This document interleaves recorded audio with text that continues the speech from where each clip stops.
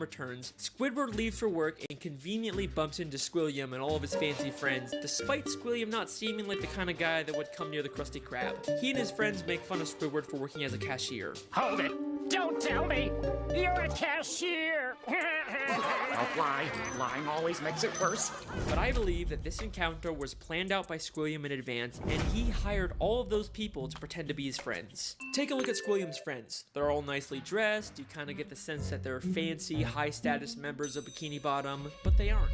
This is more like what the fancy rich people in Bikini Bottom look like. These are just some regular Bikini Bottom citizens. Most of them usually don't even wear nice clothes like this. And most of them are regulars at the Krusty Krab and would already know Squidward as the cashier. My patty doesn't have enough slime! These are not the type of people Squilliam would hang out with. I mean, why would Squilliam be hanging out with one of Pearl's teenage friends? You know, some people pointed out that maybe there's another reason for this, but I'm not gonna get into that. Squilliam, you have some explaining to do. Hi, I'm Chris Hansen with Dateline NBC. Why don't you have a seat right there? At the end of the episode, Squilliam even admits to his whole life being fake. I made everything up about my life. I have no yachts, jets, or anything. I was only trying to impress you. And then of course he quickly says he's just kidding. Is that true? Of course not! I'm filthy stinking rich! But was he kidding? I mean, obviously he's rich, but is there a nugget of truth in there? Evidence number 4, the statue. In Season 7, Episode 6, Squidward has to pick up trash for community service, and Squilliam once again conveniently bumps into him and reveals he's cleaned up so much trash that the city actually built a statue of him. Maybe if you clean up Bikini Bottom, they'll build a statue of you. Oh wait! They've already built one of me! I cleaned up all of Bikini Bottom in only 1 week. Hello, it's me, I'm interrupting. So a lot of people thought this statue was actually supposed to be of Squidward because there's no unibrow, but we can actually faintly see it right there. Oh wait! They've already built one of me! I believe that once again, this encounter was staged by Squilliam, and he actually paid to get that statue built. As Squilliam tells Squidward about the statue, a female fish admires it and says, "Bless you, Squilliam Fancyson. Bless you." But if you remember, this is one of those friends Squilliam likely paid, making her whole comment feel very fake. By the end of the episode, Squilliam's statue gets destroyed. A police officer approaches and they have this exchange. This is your statue? It was. Squilliam admits that it's his statue, not the city's. And why else would the officer give him specifically a ticket if it was city property? Evidence number 5, the concert. In Season 6, Episode 17, Squidward watches Squilliam play the clarinet at a big fancy concert. He receives a standing ovation, causing Squidward to leave angrily. But I believe this entire concert is a scam. Not only has the audience been paid to cheer, but Squilliam never even touches his instrument. Once again, many of the audience members were part of Squilliam's quote-unquote friends, but we also never actually see Squilliam play the clarinet. The episode opens right after he finishes his performance with the audience cheering, and one member of the audience says, He's such a great musician. He doesn't even have to touch an instrument to be brilliant.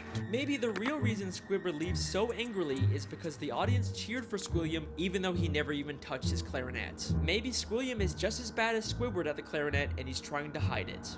Hey, before we get into the next evidence, here's a quick new thought I had. In this video, I'm claiming Squilliam is a fraud in terms of his popularity and his talent, but he clearly is actually very rich. But how? Well, I think the answer is in his name, Squilliam Fancyson III. He was obviously just born into a rich family and was given everything his whole life. Just another interesting layer to the character. Squilliam has gone to some pretty extreme lengths just to humiliate Squidward, but nothing, and I mean nothing, compares to what he does next. Evidence number 6, the music college. In the same episode, after Squidward leaves the concert, he's approached by the headmistress of the Bikini Bottom prestigious music college. Aren't you the esteemed Squilliam Fancyson III, who we all came here to see perform tonight? She mistakes him for Squilliam and offers him a position as a professor. Squidward pretends to be Squilliam and teaches a class, only for the police to burst in and arrest him, all while he's being filmed on live TV. And I believe that this is Squilliam's most elaborate and most expensive scheme to destroy Squidward both publicly and legally. This encounter where Squidward gets offered a job is already suspiciously convenient, but listen closely to their exchange. I'm Squilliam Fancy Son. But didn't you just say a minute ago that your name was Squidward Q Tentacles? It is. No, I didn't. Well, that's a relief. I mean, what kind of a moron would go to their worst enemy's music recital? What kind of moron would go to their own enemy's music recital? How does she know? How does she know? True. How does she fucking know? Yeah! You're onto something, my guy. How does she know that Squidward and Squilliam are enemies? If she knew who Squidward was, then why didn't she recognize him? Why would she mistake him for Squilliam? This feels way too much like she was hired by Squilliam to set a trap for Squidward. And if that's not enough, the headmistress's associate is literally just a guy from the paid audience wearing a disguise. He just threw on some glasses to seem smart. Squilliam knew that Squidward couldn't resist the opportunity to teach a music class, even if it meant breaking the law. My very own music class. Then we get to the Bikini Bottom prestigious music college, and right off the bat, there's something very fishy about this place. The building itself is very green and grimy, and has a very cheap metal look. Nothing about this says prestigious, except for the big sign on top, which feels like the only new thing about this building. I think there is a very good chance that Squilliam just bought some old warehouse, then stuck a sign and some paint on it to disguise it as a college. I mean, look at these other schools in Bikini Bottom. They all have a very nice structure and a paint job, but this prestigious music college looks like a dumpster. Going into the classroom, not only does it have another one of Squilliam's friends, but if this is such a prestigious college, how did SpongeBob and Patrick get in here? Would you two numbskulls mind telling me what you're doing in music class anyway? Sure. Patrick's New Year's resolution was to learn to play an instrument. They say it was their New Year's resolution to take a music class, but you'd think it'd be harder for them to get into an esteemed music school if they just decided to go to it on a whim. Seems like they're just letting in anyone to sell these roots. Then, both the police, Squilliam and the headmistress, and a live news broadcast show up at the same time to arrest Squidward for impersonating Squilliam. If the extremely coincidental fact that all of these people suddenly showed up at the same time isn't enough for you to believe that Squilliam set it all up, I've got something that's going to blow your mind. Squilliam literally has the police working for him. Squidward Cube Tentacles, I'm placing you under arrest for impersonating a genius.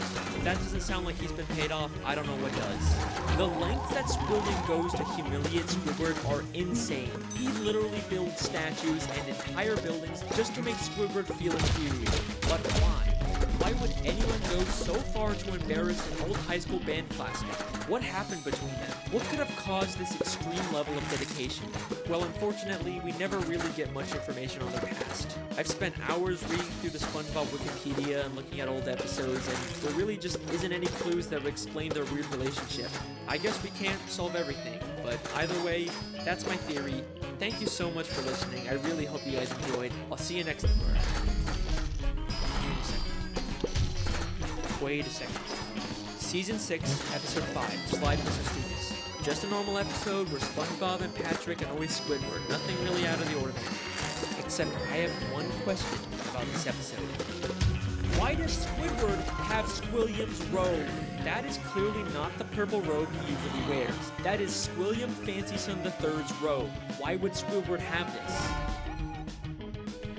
Are we about to... Is he about to say what I think he's about to... Unless they were more than just classmates. Could they have once been dating? Hey, yo! I mean, wait.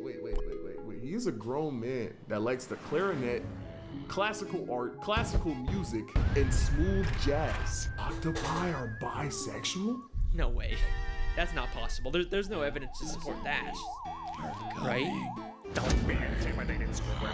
Try to imagine him in his underwear. Oh no, he's hot! No, it can't be. I mean, what kind of a moron would go to their worst enemy's music recital? It's been right in front of us this whole time. Our sources last saw Evil harassing teenagers on that makeout reef. Makeout reef. Good time. Good time. Voted most likely to suck eggs in high school. Holy s***!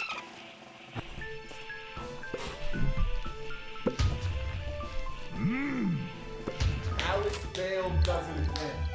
does it again. He always has this way of being like, of the video obviously being a stretch, and he'll give you that one tidbit of it, the aha moment. He does it every time. He does it every time. Also, he calls him Squiddy. Squiddy? That kinda sounds like a pet name for an ex, right? I don't know. Obviously, I didn't have a ton to add to this theory, since there hasn't really been any new Squilliam episodes, but I have a lot more to say in the other theories, I promise. So, before we get to the first official new mini-theory, I'm gonna end each of my old theories with a few thoughts on how I think they hold up, and where I think they rank among the others. I think I'd probably rank this as my worst SpongeBob theory, even though I still think it's pretty plausible. It's just got a lot of issues with it. You can probably tell it's my first attempt at an actual theory, with some obvious things I got wrong, and the fact that a lot of the evidence relies on the continuity of very common background characters, which are obviously used very interchangeably in this show with no rhyme or reason. I still think there's some really good evidence here, like the design of the college, or the way this lady clearly knows more about Squidward than she's letting on. But also, you know, when you compare it to my later theories, it's kind of just a very basic, simple concept. I'm just claiming the asshole character is an even bigger asshole than you thought. It's really not that interesting or surprising. Oh well, we can only go up from here. Let's begin my first new mini theory.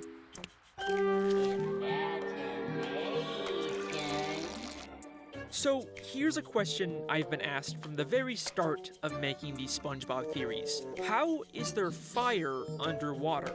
It's probably one of the most obvious contradictions in this show, and the creators will usually go out of their way to draw attention to the fact that it doesn't make any sense. At least it's warm around the fire. Hey, if we're underwater, how could there be a...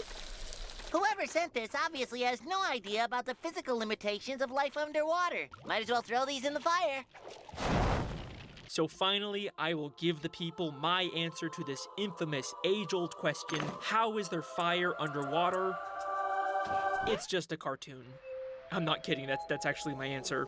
SpongeBob is not the real world. It's a cartoon. It has its own cartoon logic where absurd things like fire being underwater can happen. But that doesn't mean there's nothing here to theorize about. Just because it's cartoon logic doesn't mean it's not still logic. If you pay close attention, you can see that there is a consistent internal logic and rules to how this cartoon world really works. And I think how SpongeBob cartoon logic works is best explained in the Season 3 episode, Idiot Box. In this episode, SpongeBob and Patrick spend the day playing inside of a box, but Squidward keeps hearing impossible sound effects coming from it. SpongeBob?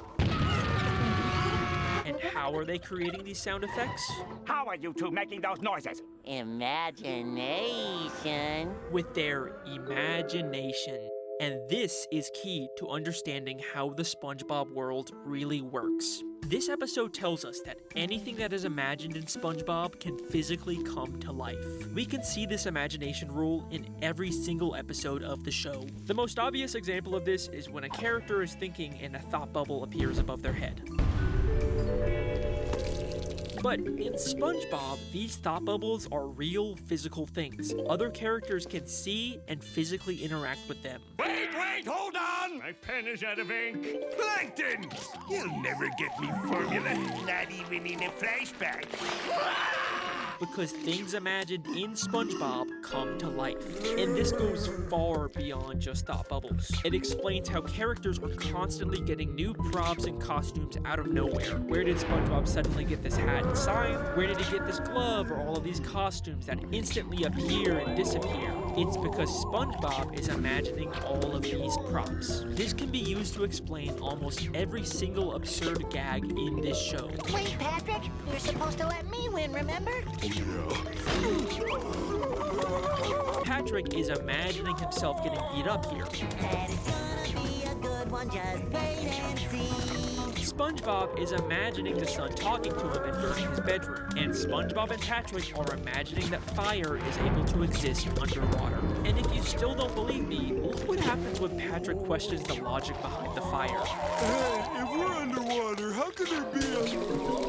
The moment they start doubting the logic of the fire, it disappears because they're no longer able to imagine it. This rule also seems to be limited by how imaginative each character is. Squidward, who never even got the idiot box to work, rarely ever manifests any imaginations, while SpongeBob, arguably the most imaginative character in the show, has created living characters like Doodle Bob and Bubble Buddy using his imagination, both of which have ended up continually reappearing throughout the entire show. Bubble Buddy even went on to create an entire bubble town full of bubble citizens, all stemming from SpongeBob's imagination. This theory also explains why Mrs. Puff gets trapped in so many delusions. They are literally manifesting around her because of her imagination. Okay, but what's the point of explaining all of this? Even if you didn't know the exact mechanics of it, you probably already understood that random stuff can just appear and disappear in a cartoon. I'm not really telling you anything groundbreaking, but once you fully understand this idea, it adds a whole new context to so many things in this show.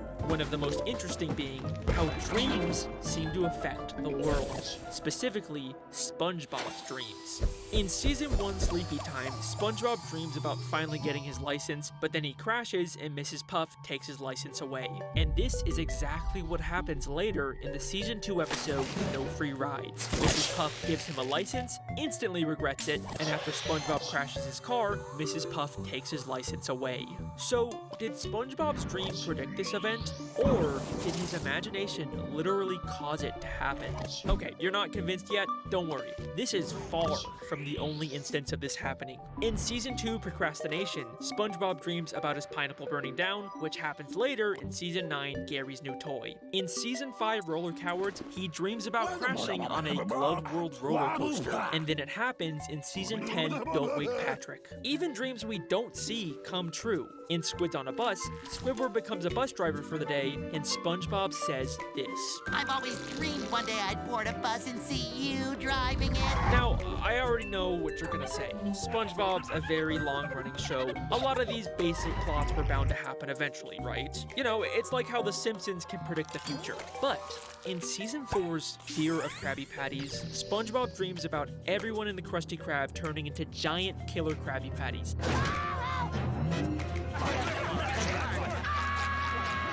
That is a very weird and specific plot, and yet that's still exactly what happens 7 seasons later in Krabby Patty Creature Feature, when Mr. Krabs feeds people experimental Krabby Patties and turns everyone into giant mutant Krabby Patty monsters that try to hunt SpongeBob down. It seems like all of SpongeBob's dreams eventually manifest into real life because of the unlimited power of his imagination. Okay, that's all pretty interesting, right? But you want to know something really crazy? While researching this theory, I discovered something insane. Honestly, it may be one of the craziest discoveries I've ever found in this show. Are you ready?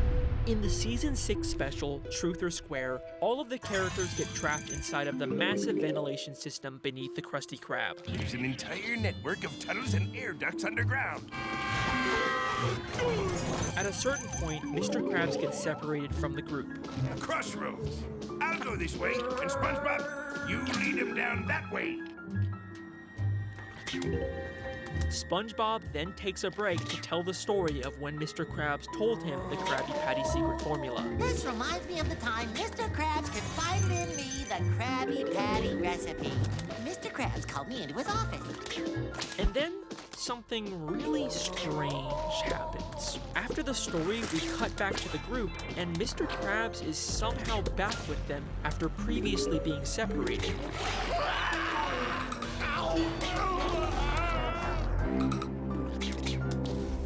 I'm serious. There's no scene of them being reunited. He's just gone and then back somehow, and it's never explained in this episode. I mean, what was even the point of wasting time and money animating them split up if they were just gonna immediately bring Mr. Krabs back without any explanation? I'll go this way, and SpongeBob, you lead him down that way. You could literally remove the scene of Mr. Krabs separating from them, and the episode would make total sense. But wait a second. Look at how SpongeBob's story ends. You can never tell another living soul. Wait, hold on! Plankton! You'll never get me formula, not even in a flashback.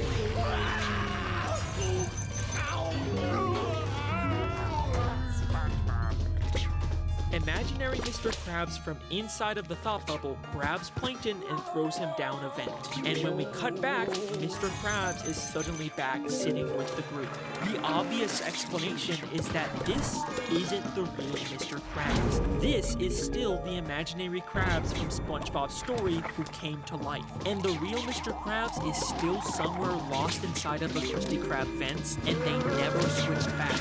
The Mr. Krabs they escape with is not the real Mr. Krabs. And every time we see Mr. Krabs after this season 6 episode, he's actually a fake imaginary doppelganger. And the real one is still trapped beneath the Krusty Krab somewhere. It's the reason why Mr. Krabs in later seasons has become such a one-dimensional character, going from someone who was cheap but still genuinely cared about his employees and family to a one-note cartoon villain. It's because he actually was replaced by a flat imaginary imitation of the original. And I know what you're gonna say, there's no way SpongeBob would imagine him to be that way. Well, think again. Show me what you got. Look at me. I'm Mr. Krabs. I love money. Every night I touch.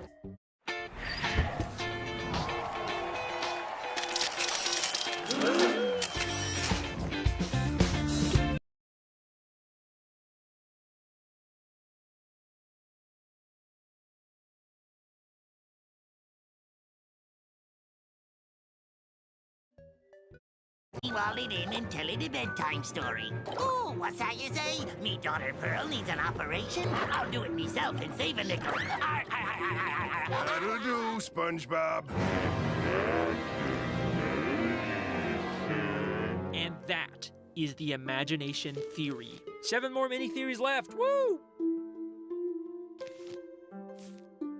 The show SpongeBob SquarePants is not what you think it is. There is a secret group of puppet masters who are always watching the citizens of Bikini Bottom and pulling the strings. Hidden within Bikini Bottom are spies that keep an eye on the characters and make sure everything goes to plan. This is a conspiracy that will fundamentally change the way you look at the show SpongeBob SquarePants, and I believe it's all actually intended by the creators, and I'm gonna prove it.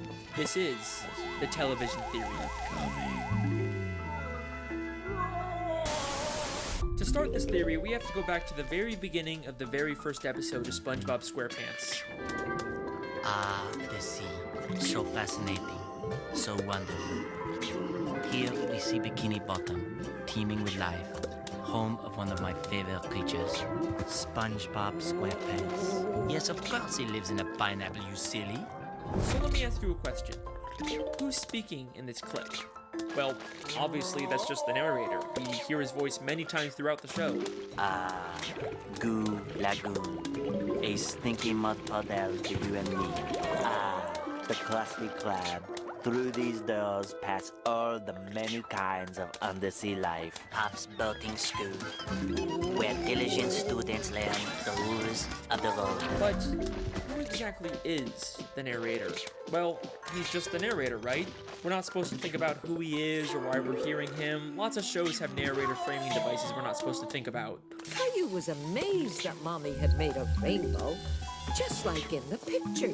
But there's something different about this narrator. He sounds a lot like he's narrating a nature documentary. The ocean. From above, a simple blanket of water. But below, a complex world full of color, life, and wonder. The sea. So fascinating. So wonderful. Here we see Bikini Bottom, teeming with life. What if I told you that he's not just some random disembodied voice? He's an actual character in this universe. Here we are again at the Bikini Bottom Boating School. Today is once again the day of SpongeBob's Boating School exam. But more importantly, this is the last test for the year. And if SpongeBob does not pass this one, it means another 40 year on boating school! SpongeBob literally crashes into the fourth wall, and we actually get to see the narrator and the camera he's been filming with. The show SpongeBob SquarePants is not just a cartoon. Everything we see is a part of a nature documentary television show being filmed by scuba divers. Hey, Alex from the future here. It is kind of weird that the scuba divers seem so small here compared to most humans we see in the show. I go into this a little more at the end of the theory, but we know humans have access to shrinking technology, so I think it's very possible the filmmakers shrunk themselves down town to film the show. And if you're still not convinced, I searched really hard and found an old SpongeBob DVD bonus feature that basically confirms everything. Since before time even existed, land-loving scientists have tried to learn the secrets of intelligence. Their studies led them to the sea, where the citizens of one undersea colony demonstrated a genius so enormous, the scientists felt compelled to record their actions for use in teaching mankind how to live better. The name of this miraculous place? Bikini Bottom. Poring over the mass of brainy masterminds scattered about this strange land, the scientists chose 6 Bikini Bottom residents at random to study. As the scientists marveled at the advanced knowledge and superior intellect of these 6 creatures, I went to college! They rolled their cameras and took notes. And now, finally, we can learn all of the things that these smarty pantsuses have to teach us. Life lessons from Bikini Bottom. I don't know how it can get any more clear than that. Now, if you rewatch the show with this new information in mind, some things start to take on a whole new meaning. Throughout the series, there's this weird, unexplained running gag of a human hand interfering with the characters. It's even in the beginning of every episode in the intro to the show. Maybe the filmmakers are doing a bit more than just studying these characters. The hand seems to mostly interfere just to maintain the health and safety of the characters, like treating SpongeBob for the suds. Well, Mr. Squarepants, it seems you have a smile. Ready for your treatment?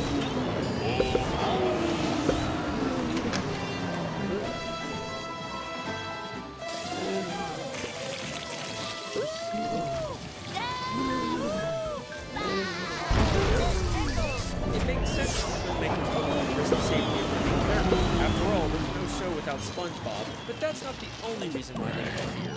Season 3, Episode 16, I Had an Accident, is infamous for having one of the most absurd, confusing endings in the entire show. It ends with a real gorilla suddenly coming out of a Patrick costume and attacking the characters. A real gorilla? Huh?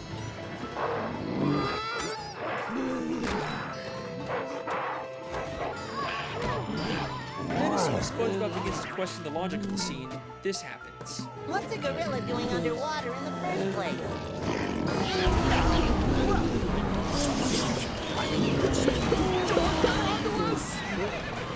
Let's get out of here.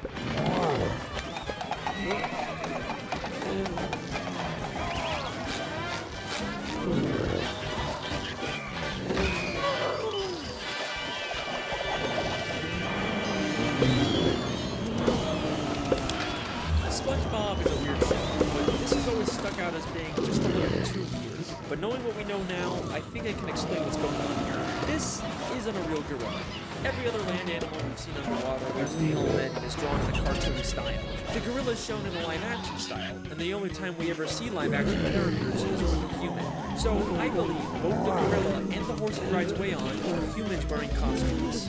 The filmmakers set this whole thing up just to make the episode more entertaining. It's starting to seem like this isn't strictly a nature documentary anymore. It's more of a reality TV show made for entertainment. Who knows what other absurd elements of the show are actually put there by the filmmakers to make the show more entertaining and profitable. Although, based on the people's reaction, it doesn't always seem to pay off. But how far will the filmmakers go to make the show more profitable? Saturday morning in Bikini Bottom. SpongeBob is watching his favorite Saturday morning show, The Adventures of Mermaid Man and Barnacle Boy, enjoying a bowl of Mermaid Man and Barnacle Boy bland cereal, and wearing the official Mermaid Man and Barnacle Boy Blackfist Vikings.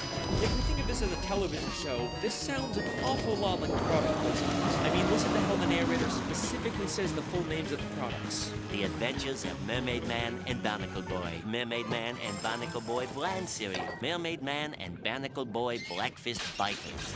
Why don't you let me fix you some of this new Mococo drink? All natural cocoa beans from the upper slopes of Mountain Nicaragua, no artificial sweeteners. What the hell are you talking? Woohoo!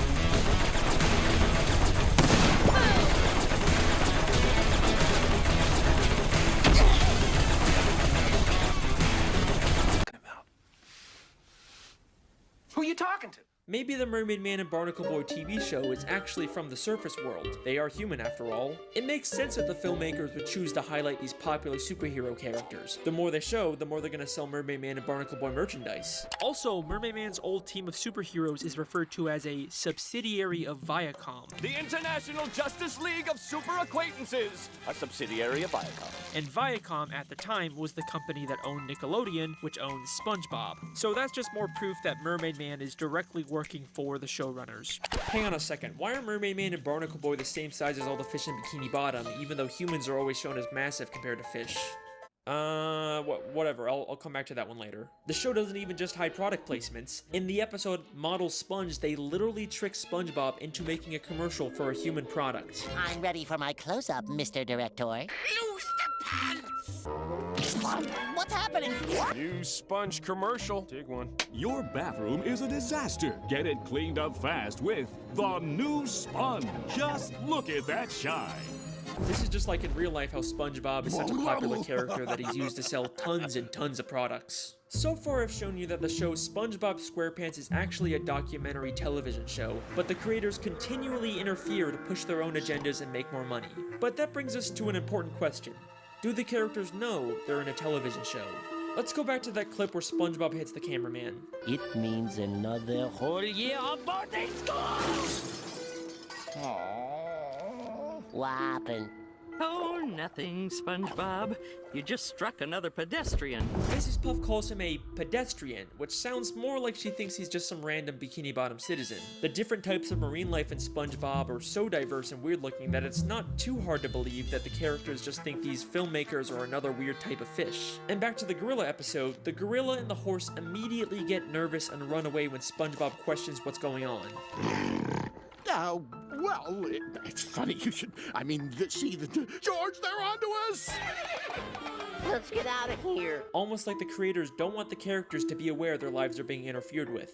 Now, there isn't a ton of footage of the characters interacting with the filmmakers, but I dug really deep and found the smoking gun that answers all of our questions. This is an old commercial from 2004 made to promote the SpongeBob movie. SpongeBob, what kind of jellyfish is that? It's not a jellyfish, Patrick. It's a spaceship. Hey guys, it's Carlos from the Zone. I was wondering if you could answer a few questions. Questions? Run for your lives! No, Pat, don't you see? It wants to learn about our world. And it's chosen us.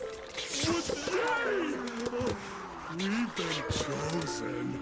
A submarine comes down to SpongeBob and Patrick to ask questions to promote the new movie. SpongeBob and Patrick are clearly confused by this and think the submarine is some kind of alien. They also have no idea that they're the stars of a movie. Well, thanks guys.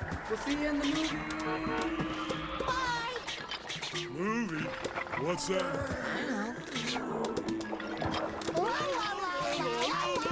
So I think it's pretty clear at this point that the characters are unaware their lives are being filmed and interfered with. But there are some characters that have to have some level of awareness. For example, the Dr. Fish that told the human hand to treat SpongeBob, and the Director Fish that directed a commercial for the Human World. What makes these characters so special? First off, the Director Fish isn't actually from Bikini Bottom. Before he directed this commercial, we saw him as a citizen of New Kelp City in the episode Whatever Happened to SpongeBob. Out of all the characters they could have used, they specifically chose a character from out of town. Almost like the filmmakers didn't want to use anyone in Bikini Bottom so they wouldn't risk everyone finding out about the television show. Then there's the Dr. Fish. We don't know where he originally came from, but he's an extremely suspicious character. Usually he's purple, but sometimes he's orange, sometimes he's purple with orange hands, sometimes he's a pirate, and he bears a striking resemblance to Dr. Manowar from the Jellyfish Convention. And now it only hurts when you touch it. Why does he have so many different disguises and identities? What is he hiding?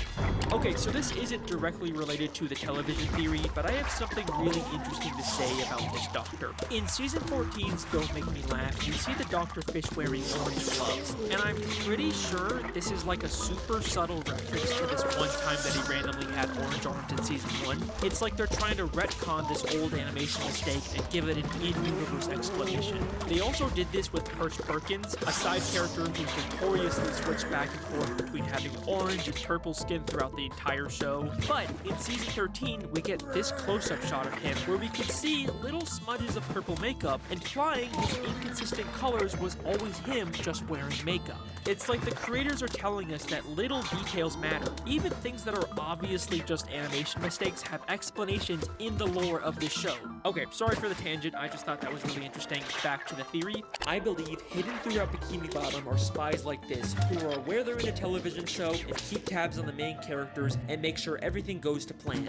There's so many suspicious characters in Bikini Bottom that it could literally be anyone. The mailman, the hot dog vendor, Old Man Jenkins, it could literally be anyone. Some people have pointed out that there's this scene with Patrick that could be implying he is a self-aware spy. 3 hours later. Can you move it along? I'm all out.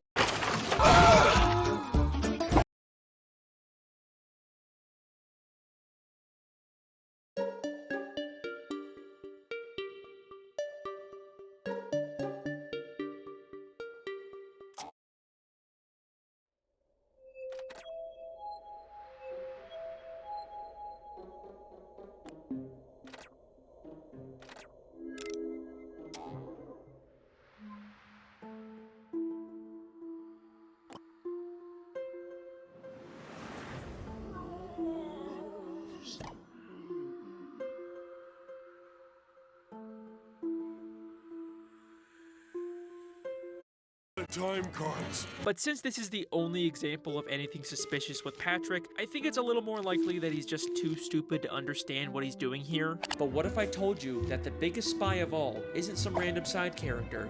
It's one of the main characters of the show. Someone who's been there from the very beginning.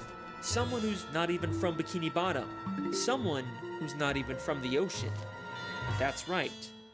Sandy Cheeks. Sandy Cheeks is the thrill-seeking scientific squirrel from Texas who lives underwater in her tree dome. But why did she come to Bikini Bottom? In the episode Chimps Ahoy, we find out she was hired by a group of chimpanzees to come underwater and create inventions. But why does she need to be underwater to make inventions? She could have just as easily made any of her inventions on land. It must be extremely expensive to maintain a giant dome of air underwater. There is no way the only reason she's here is to make random inventions. I think this whole episode is an elaborate ruse to throw off the other characters from the real reason Sandy is in Bikini Bottom, to spy on the main characters and make sure the show stays on track.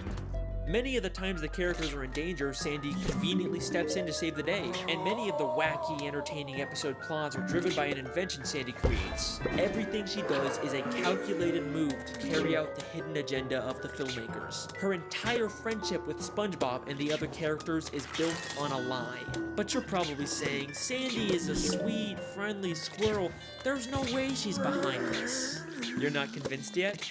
That's okay, because what I'm about to show you is so mind-blowing, so insanely revealing, that it's actually the whole reason I decided to make this video. Get ready for the big one. Season 10, Episode 10, Feral Friends, is the episode that unlocks this entire mystery. During a birthday party, a green moon suddenly appears and turns everyone except Sandy into less evolved, real-life versions of themselves. Sandy is completely caught off guard by this and decides to call someone from help. And take a guess who she calls.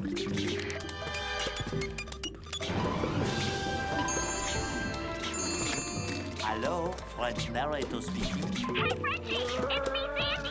Ah, Sandy Cheeks. How is it hanging? Oh, I'm not hanging too good, Frenchie. You see, there's this... Don't say another word. I have been monitoring the behavior of the green moon all day. Huh, yeah, I guess that's a pretty interesting clip, yeah. Holy shit! Sandy literally calls the narrator to let him know what's going on and asks for instructions on what to do next. She has been working with him the entire fucking time. He even has a picture of her on his desk. Oh my god, the narrator!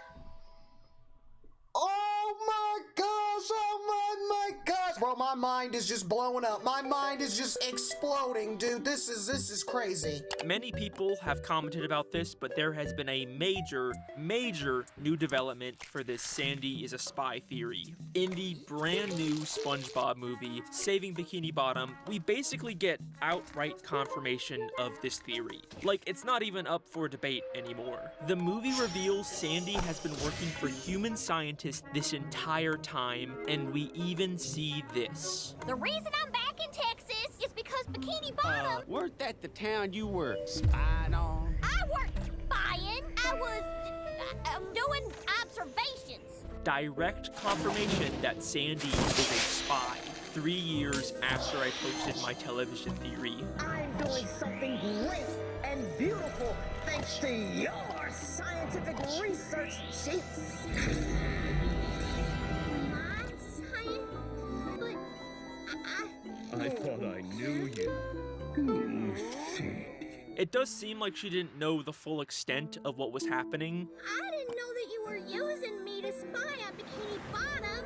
And also, it's never outright said that the humans are using them for a secret TV show. It's actually more about using them to create merchandise in the plot of this movie. But we do get confirmation that they've always been filming them, and that the human company that Sandy works for was recently bought out by a different company, which explains why they're focusing more on merchandise in this movie rather than a TV show. You have reached Boots Laboratories, now a division of Gushing Waters Water Parks, and future home of Sea Pals. Either way, I'm gonna take the W. This theory aged very, very well. This is where I originally planned on ending the video, but there is still one small issue with the television theory. Just one nagging plot hole that contradicts everything. If this is all a television show filmed by scuba divers, then how are we seeing inside the buildings? It's not like any of the humans filming the show could fit inside them. It's the one annoying thing that keeps this theory from being complete. I mean, the most logical explanation is that they have hidden cameras inside of everyone's homes, but we never really see anything like that. Holy shit. Season 6, Episode 24, Truth or Square. The SpongeBob 10th Anniversary Special where they reveal lots of stuff about the characters. But the most damning piece of evidence comes from when the characters get lost in the Krusty Krab vents and end up in a room full of monitors showing live footage of all of their homes. Oh, my house is on TV. All of our houses are on TV. Mr. Krabs, why do you have cameras watching us? Oh, I just want to make sure you all floss after every meal. Thank you, Mr. Krabs. Dental hygiene is very, very important. Dental hygiene? Eugene, you lying bastard. Of course he would sell out his friends for a quick buck. And if there's any part of you that thinks there's some chance Mr. Krabs has all these hidden cameras for some other reason, then take a look at what happens next. Who are those guys? It's us, Patrick. But who are they? Whoa! That's crazy. That is crazy. Alright, they're not even trying to hide it anymore. A cameraman and a boom operator have been following around the characters this entire time. And just like the gorilla, as soon as they get seen, they make a run for it. Okay, so obviously, in the new Sandy movie, Mr. Krabs sort of acts surprised and betrayed by Sandy being a spy, which kind of makes it seem like he's not a spy. But think about it. If you were Mr. Krabs and a fellow spy's cover was just blown, you're not just gonna confess that you are also a spy. You're obviously gonna play along and pretend like you didn't know anything. I don't think this really disproves anything here. The case is closed. The television theory is something the show has consistently alluded to from the very first episode to the newest episodes. Maybe one day the show will actually directly address it and our characters will discover the real truth about their world. But regardless, that's my theory. I hope you guys enjoyed. Hey, whoa, hang on a second. You thought I forgot about the Mermaid Man and Barnacle Boy thing, didn't you? Alright, here's a quick bonus theory. Oh yeah, I guess this one already kind of had a bonus mini theory. I'll still do a new proper mini theory after this, so don't worry. Mermaid Man and Barnacle Boy were two superheroes that fought crime underwater and protected the sea from evil. Whether or not they actually did this or was all staged for television isn't clear, but they both spent their lives underwater until they became old and retired. But after spending so much time under the sea, they no longer fit in with human society. Plus, Mermaid Man is clearly dealing with some form of dementia and PTSD from fighting evil. But you can't retire. There's evil afoot.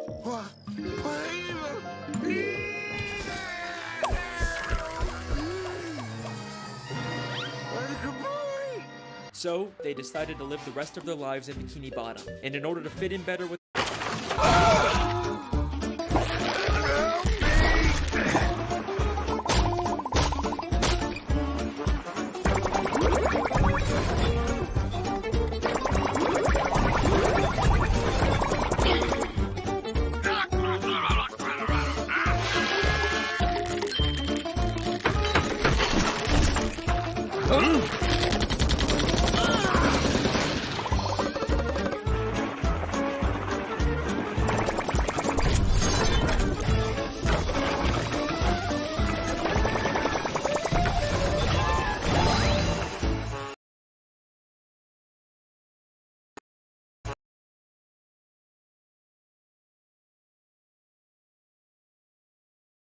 their fellow sea creatures, they made the permanent decision to shrink themselves using Mermaid Man's shrinking belt. The case is closed. Again. These theories are they're crazy, man.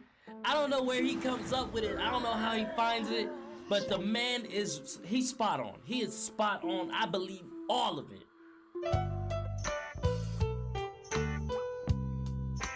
Okay,